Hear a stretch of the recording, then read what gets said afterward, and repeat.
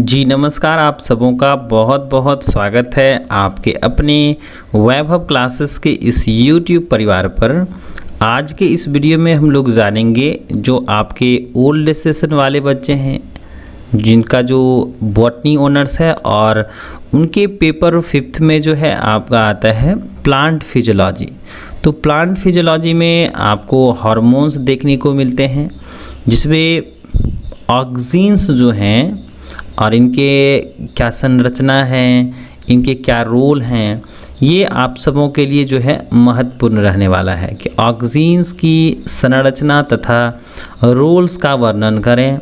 तो सबसे पहले हम लोग ये जानें कि ऑक्सीन शब्द जो है ना, यह ग्रीक शब्द के ऑक्सीन से आया है। किससे आया है? ऑक्सीन शब्द जो है ग्रीक वर्ड के ऑक्सीन से आया है और जिसका अर्थ होता है टू ग्रो। क्या अर्थ होता है? टू ग्रो होता है, या इसको आप इंक्रीजिंग कह सकते हैं। तो यहाँ पर जो है ऑक्सीन्स हार्मोन्स जो आपके परीक्षा के दृष्टिकोण से महत्वपूर्ण है और शॉर्ट और लॉन्ग के लिए भी जो है खास करके आपके लॉन्ग में प्रश्न पत्र ये पूछे जा सकते हैं। तो इसको आप नोट्स कर लीजिएगा और इनको ध्यान रखिएगा। और जो बच्चे इस चैनल पर नए हैं, चैनल को सब्सक्राइब कर लीजिएगा, अपने साथी के साथ शेयर कर लीजिएगा ताकि जो है उन सभी भाई बंधुओं के लिए भी जो है महत्वपूर्ण साबित हो। तो हम लोगों ने देखा कि ऑक्सीन्स जो होते हैं, ऑक्सीन्स ग्रीक वर्ड से आया है, ऑक्सीन से आया है ना, जिसका अर्थ क्या होता है? टू ग्रो होता है या इंक्रीजेज होता है। नेक्स्ट देखें कि पादप हार्मोन्स यानी कि प्लांट्स हार्मोन्स के अंतर्गत आते हैं। तो प्लांट्स हार्मोन्स क्या होता है? तो प्लांट्स हार्मोन्स वे जटिल कार्बनिक पदार्थ होते हैं जो प्लांट्स के निश्चित स्थानों पर बनते हैं। यानी कि पादप हार्मोन्स जो होता है वह एक जटिल कार्बनिक पदार्थ होता है जो क्या होते हैं? पौधों के किसी निश्चित स्थानों पर तैयार होते हैं एवं उन स्थानों से पौधों के विभिन्न भागों में पहुंचकर पौधों के वृद्धि, विकास तथा उपापचयी क्रियाओं को नियंत्रित करते हैं। कहने का मतलब ये हुआ कि जो प्लांट्स हार्मोन्स होते हैं ना, वे जटिल कार्बनिक पदार्थ होते हैं और ये एक निश्चित स्थानों पर बनते हैं और उन्हें विभिन्न स्थानों पर पहुंचाया जाता है ताकि क्या हो सके? उपापचयी क्रियाएं जो हैं वह नियंत्रित हो सके। आगे देखें कि प्लांट्स हार्मोन्स जो हैं इसको हम लोग फाइटो हार्मोन्स भी कहते हैं। यानी कि एक ऐसा पदार्थ जो पौधों में बनता है और ये क्या करते हैं? उत्तेजित करते हैं। यानी कि यह क्या करता है? अलग अलग उपापचयी क्रियाओं को नियंत्रित करने का काम करता है। तो ध्यान रखिएगा कि प्लांट्स हार्मोन्स जिसको हम लोग फाइटो हार्मोन्स भी कहते हैं, जिसमें से फाइटो का मतलब क्या होता है? पौधा होता है, और हार्मोन्स का मतलब क्या होता है? उत्तेजित करने वाला पदार्थ होता है। अब देखेंगे कि फाइटो हार्मोन्स जो होता है कितने प्रकार के होते हैं। तो फाइटो हार्मोन्स होते हैं दो प्रकार के। एक होता है वृद्धि सहायक हार्मोन्स यानी कि ग्रोथ प्रोमोटिंग हार्मोन्स, जो वृद्धि को क्या करेगा? बढ़ाएगा। और उसके बाद दूसरा क्या है? वृद्धि रोधक हार्मोन्स, है ना। एक है वृद्धि सहायक हार्मोन्स जिसको ग्रोथ प्रोमोटिंग हार्मोन्स कहा जाता है, और एक है ग्रोथ को रोकने वाला जिसको कहते हैं ग्रोथ रेगुलेटिंग हार्मोन्स कहते हैं। तो कौन कौन से ग्रोथ प्रोमोटिंग हार्मोन्स हैं? पहला है ऑक्सीन्स हैं, जिबरेलिन्स हैं, साइटोकाइनिन है। और आपके ग्रोथ रेगुलेटरी हार्मोन्स जो हैं यानी कि रोधक हार्मोन्स जिसमें एब्सिसिक एसिड है और इथिलीन है। तो यहाँ पर ना आपको अलग अलग परीक्षाओं में खास करके जो है हम लोग यहाँ पर देख रहे हैं जिनका ओल्ड सेशन है और वो 22-25 के सेशन में है और बॉटनी ऑनर्स के कैंडिडेट्स हैं, तो उनके लिए खास करके ऑक्सीन्स महत्वपूर्ण रहने वाला है, एब्सिसिक एसिड और इथिलीन महत्वपूर्ण रहने वाला है। जिसमें से लॉन्ग में आप इसको ध्यान में रख सकते हैं ऑक्सीन्स का स्ट्रक्चर एंड फंक्शंस जो हम लोग देख रहे हैं। चलिए नेक्स्ट देखें कि ऑक्सीन्स मुख्य रूप से पौधों के शीर्षोस्त किसको कहते हैं? एपिकल पोर्शंस को कहते हैं। एपिकल टिप के भाग में बनते हैं जो पौधों के ग्रोथ के साथ साथ पौधों के कोशिका विभाजन तथा इलोंगेशन यानी कि लंबाई के लिए भी जिम्मेदार होते हैं। नेक्स्ट देखें कि ऑक्सीन्स वे कार्बनिक पदार्थ होते हैं जो तने की कोशिकाओं का इलोंगेशन करते हैं, यानी कि जो ऑक्सीन्स हार्मोन्स होते हैं ये ऐसे ऑर्गेनिक सब्सटेंसेस होते हैं जो तने के कोशिकाओं का इलोंगेशन करते हैं। और ये सभी कार्बनिक पदार्थ जैसे इंडोल एसिटिक एसिड, जिसको हम लोग शॉर्ट फॉर्म में IAA कहते हैं, तो ध्यान रखिएगा कभी कभी ना इसका पूरा नाम पूछ दिया जाता है। IAA का पूरा नाम क्या है? तो इसका पूरा नाम है इंडोल एसिटिक एसिड है, के समान कार्य करते हैं। नेक्स्ट देखें कि अब इनकी खोज के बारे में देख लेते हैं। तो खोज जो है ना, डार्विन नामक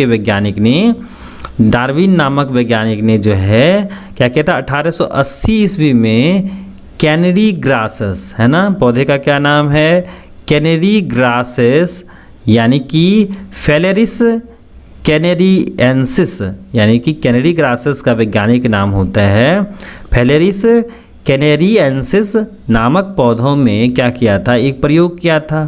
तो उन्होंने जो है, यानी डार्विन नाम के वैज्ञानिक ने जो है 1880 ईस्वी में कैनरी पौधों में क्या किया था, उनको सबसे पहले अंधेरे कमरे में उगाया। तब उसने देखा कि प्लूमुल जो होते हैं, यानी कि प्रांकुर होते हैं, कोलियोप्टाइल जो प्रकाश की ओर झुकते हैं, है ना, उन्होंने क्या किया, इनके बीज को लिया, उनको ग्रो कराया। तो उन्होंने देखा कि जो कोलियोप्टाइल या प्लूमुल जो होते हैं वह प्रकाश की ओर झुकते हैं, लेकिन प्लूमुल के शीर्ष को अगर काट कर हटा दिया जाए ना तो यह प्रकाश की तरफ नहीं मुड़ता है। तो यहाँ पर आप एक डायग्राम्स बना सकते हैं। जब एपिकल भाग पर प्रकाश डाला जाता है तो यह प्रकाश पड़ने के बाद क्या हो जाता है, ऊपर वाला जो शीर्ष भाग है वह क्या होता है, प्रकाश की ओर मुड़ जाता है। यहाँ पर क्या होता है, प्रकाश की तरफ मुड़ जाता है। नेक्स्ट देखें, बॉयसन एवं जैनसन 1910 और 1913 ईस्वी की कहानी है।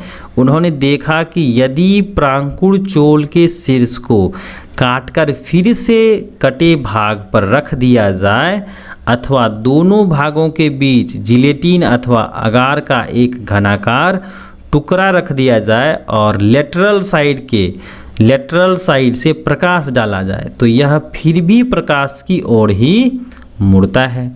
नेक्स्ट देखें, अब देखेंगे स्ट्रक्चर्स ऑफ ऑक्सीन्स, ऑक्सीन का क्या संरचना है। तो आप इस तरह से ड्रॉ कर सकते हैं। और पौधे जो होते हैं ना, क्योंकि ऑक्सीन्स जो होते हैं पौधों के द्वारा बनाए जाते हैं, तो ऑक्सीन्स पौधों के हार्मोन्स का एक महत्वपूर्ण वर्ग होता है जो सरल संरचना वाले होते हैं, जिसमें आमतौर पर एक वलयाकार यानी कि वलय और एक कार्बोक्सिलिक एसिड समूह शामिल होता है।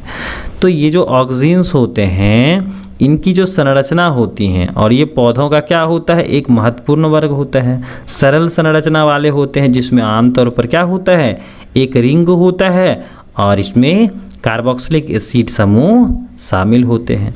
सबसे पहले जो है कॉमन अध्ययन किया गया इसके बारे में, ऑक्सीन्स के बारे में, जिसका नाम था इंडोल एसिटिक एसिड था, जिसको हम लोग शॉर्ट भाषा में IAA कहते हैं। नेक्स्ट देखें कि ऑक्सीन्स में एक इंडोल वलय पाया जाता है और एक कार्बोक्सिलिक ग्रुप्स यानी कि COOH सुगंधित वलय से जुड़ा रहता है। नेक्स्ट देखें कि कुछ सिंथेटिक ऑक्सीन्स नेचुरल ऑक्सीन्स की तुलना में अधिक प्रभाव या भिन्न प्रकार के प्रदर्शित करते हैं। नेक्स्ट देखें कि ऑक्सीन्स की जो क्रियाविधि हैं, जिसमें ऑक्सीन्स स्टेम या लीफ के एपिकल मेरिस्टेम में उत्पन्न होता है। नेक्स्ट है इनकी जो गति होती है ना, यह एकदिशीय या ध्रुवीय होती हैं। यह अपने उत्पादन स्थल से नीचे की ओर गति करती हैं। किस ओर करती हैं, उत्पादन स्थल से नीचे की ओर गति करती है, जिसमें ध्रुवीय परिवहन यानी कि पोलर कंडक्शन के परिणाम स्वरूप ऑक्सीन्स की सांद्रता बढ़ती हैं, जो प्रक्रियाओं को क्या कर देती हैं, उत्तेजित कर देती हैं। नेक्स्ट देखें कि प्लाज्मा झिल्ली में ऑक्सीन्स विशिष्ट परिवहन प्रोटीन कोशिका के बाहर ऑक्सीन्स की गति को नियंत्रित करते हैं। नेक्स्ट देखें पादप हार्मोन्स संकेत संचरण द्वारा कार्य करते हैं, यानी कि प्लांट्स हार्मोन्स जो होते हैं वह क्या करते हैं, सिंबॉल संचरण के द्वारा, ट्रांसमिशंस के द्वारा क्या करते हैं, कार्य करते हैं, तथा एक से अधिक कोशिकीय प्रतिक्रिया उत्पन्न करते हैं। नेक्स्ट देखें कि ऑक्सीन्स एंजाइम से जुड़े रिसेप्टर से जुड़ता है जो रिएक्शंस को आगे बढ़ाता है। अब हम लोग देख लेते हैं ऑक्सीन्स के क्या क्या कार्य हैं। तो ऑक्सीन्स का पहला काम है प्रकाशानुवर्तन एवं गुरुत्वानुवर्तन में, यानी प्रकाशानुवर्तन में ऐसा माना जाता है कि एक पार्श्व से प्रकाश पड़ने पर पौधों के प्रवाह में ऑक्सीन्स का विभाजन इस प्रकार से होता है कि प्रकाशित भाग में ऑक्सीन्स की मात्रा कम रहती है और अप्रकाशित भाग में ऑक्सीन्स की मात्रा क्या हो जाती हैं, अधिक हो जाती हैं। नेक्स्ट देखें शीर्ष प्रभाविता है, एपिकल डोमिनेंस है। इसमें क्या होता है कि प्रायः पौधों में तने के शीर्ष भाग पर स्थित कलिका यानी बर्ड्स लैटरल एक्सिलरी बर्ड्स की वृद्धि को रोकती हैं और इस प्रभाव को एपिकल डोमिनेंस कहा जाता है। नेक्स्ट देखें विलगन यानी एप्सीजन। बहुत से ऐसे पौधे होते हैं जिसमें फल परिपक्व होने से पहले ही पौधों से अलग हो जाते हैं और खाने के प्रयोग में नहीं लाए जा सकते।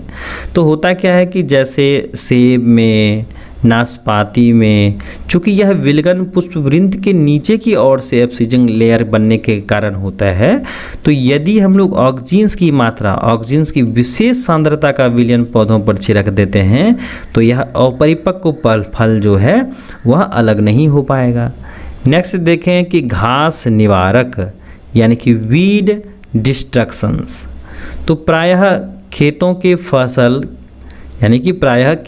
फसल के साथ साथ कुछ आवश्यक पौधे भी उग जाते हैं जो जल, खनिज, लवण पदार्थों, प्रकाश इत्यादि के लिए संघर्ष करने लगते हैं, जिससे अच्छी फसल नहीं हो पाती है। तो अतः बेकार पौधे को नष्ट करने में भी ये काम आते हैं, जैसे 2,4-D डाइक्लोरोफिनाइल एसिटिक एसिड का उपयोग करके हम लोग क्या कर सकते हैं, खरपतवार को नष्ट कर सकते हैं। नेक्स्ट है प्रसुप्ता नियंत्रण यानी कंट्रोल ऑफ डॉर्मेंसी। आलू की जो खेती होती है पूरे वर्ष नहीं होती हैं, इसीलिए हम लोगों के लिए आवश्यक हो जाता है कि आलू का संग्रह इस प्रकार से किया जाए कि आलू का कंद इसमें पूरे वर्ष उपलब्ध हो सके।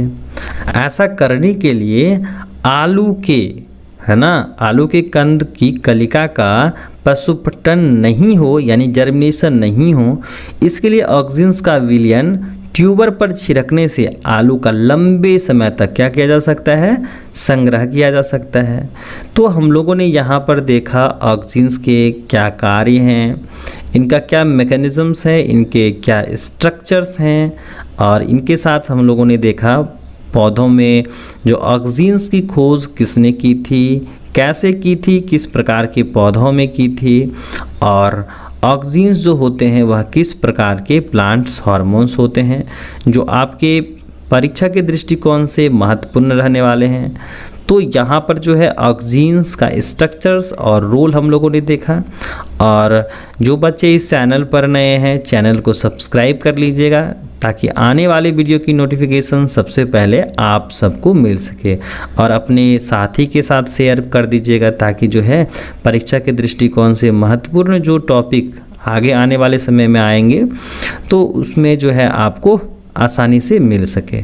तो चलिए आज के लिए बस इतना ही। हम लोग मिलते हैं एक नए वीडियो में एक नए टॉपिक